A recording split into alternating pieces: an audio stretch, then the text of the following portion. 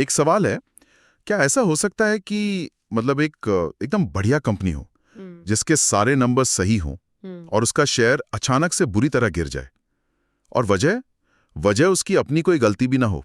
10 दिसंबर 2025 को भारतीय electronics manufacturing sector में कुछ ऐसा ही हुआ था।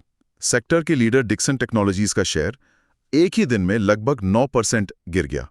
तो सवाल यह है कि यह हुआ क्यों? चलिए इस पूरी घटना की गहराई से पड़ताल करते हैं। ये जो हुआ ये फाइनेंस की दुनिया का एक क्लासिक केस है जिसे हम कंटेजियन रिस्क कहते हैं। कॉन्टेजियन रिस्क? हाँ, मतलब एक की बीमारी दूसरे को लग जाना। यहाँ जो भी हुआ उसका डिक्सन के फंडामेंटल से कोई लेना देना था ही नहीं। ये पूरी तरह से डर का और बाजार की साइकोलॉजी का खेल था। तो इस डर की शुरुआत कहाँ से हुई? मतलब वो पहली चिंगारी क्या थी? ये सब शुरू हुआ एक रिपोर्ट से।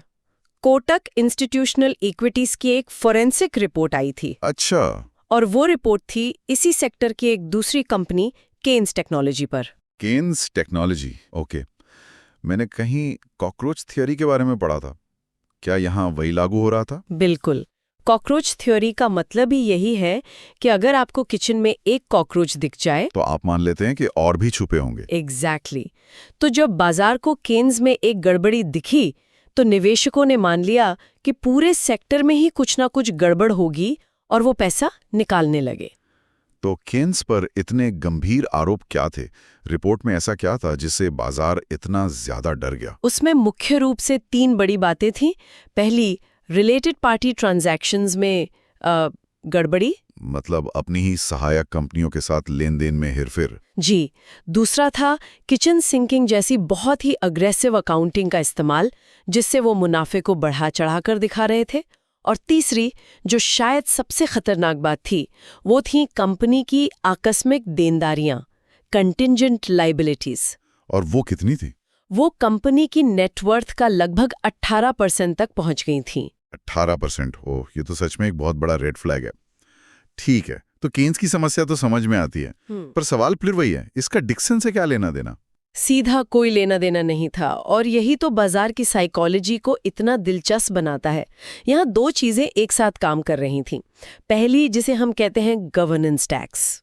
एक मिनट, गवर्नेंस टैक्स ये क्या होता है? जब सेक्टर के किसी एक कंपनी के गवर्नेंस पर, मतलब उसके कामकाज के तौर तरीकों पर सवाल उठता है, तो बाजार पूरे सेक्टर पर ही एक तरह का रिस्क प्रीमियम लगा देता है।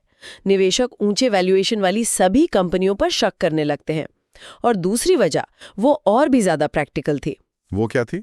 उसे हम लिक्विडिटी ट्रैप कह सकते हैं। हाँ, देखिए, डिक्सन अपने सेक्टर का सबसे बड़ा और सबसे लिक्विड स्टॉक है।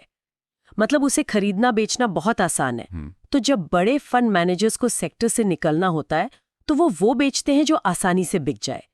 केन्स को बेचना मुश्किल था, तो उन्होंने डिक्सन को सेक्टर का एटीएम बना लिया। सेक्टर का एटीएम? एक कमाल का नजरिया है। तो मतलब बाजार ने डिक्सन की मजबूती देखने की बजाय उसे बस पैसा निकालने का एक आसान जरिया समझ लिया। बिल्कुल। अगर हम दोनों कंपनियों के असली कामकाज को देखें तो फर्क कितना था? जमीन आसमान का। सबसे बड़ा फर्क था कैश फ्लो में। डिक्सन ने उस साल अपना अब तक का सबसे ज्यादा ऑपरेटिंग कैश फ्लो दर्ज किया था। मतलब कमाई असली थी, कागजी नहीं। सही। और वहीं केन्स की रिपोर्ट में नकारात्मक ऑपरेटिंग कैश फ्लो की बात थी। तो सीधी भाषा में डिक्सन पैसा बना रहा था और केन्स पैसा जला रहा था। एकदम सही। और डिक्सन पर कर्ज भी न के बराबर था, जबकि केन्स का हाल हम देख ही चुके हैं। लेकिन एक तर्क ये भी दिया जा सकता है कि शायद डिक्सन का शेयर पहले से ही बहुत महंगा था। गिरावट से पहले उसका पीई रेशियो 60 के आसपास था। ये एक बहुत जरूरी सवाल है। हाँ, 60 का पीई ज्यादा लगता है, लेकिन ये अधूरी कहानी है। अगर हम पीईजी रेशियो देखें, जो पीई को कंपनी की ग्रोथ से तौलता है, तो वो 0.68 था। और 1 से कम पीईजी को तो अच्छा माना जाता है ना? हाँ, अक्सर उसे अंडरवैल्यूड माना जाता है।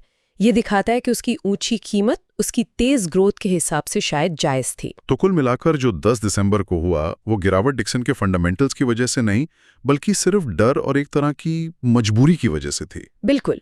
ये एक क्लासिक सिंपैथी फॉल था। बाजार ने एक कंपनी की गलती के कारण पूरे सेक्टर के रिस्क को दोबारा आंका, और जो वैल्यूएशन पहले उत्साहपूर्ण लग रहे थे, उन्हें वो तर्कसंगत स्तर पर ले आया। तो ये घटना दिखाती है कि एक निवेशक के तौर पर आप अपना सारा होमवर्क सही कर सकते हैं, एक अच्छी कंपनी चुन सकते हैं, लेकिन फिर भी आप बाजार के सेंटिमेंट की एक बड़ी लहर में फंस सकते हैं। ये सब एक बड़ा सवाल पीछे छोड़ जाता है। जब बाजार में चारों तरफ डर और घबराहट का माहौल हो, तो शोर और असली सिग्नल में फर्क कैसे किया जाए और भावनाओं के इस तूफान में कोई तर्कसंगत निर्णय कैसे ले सकता है?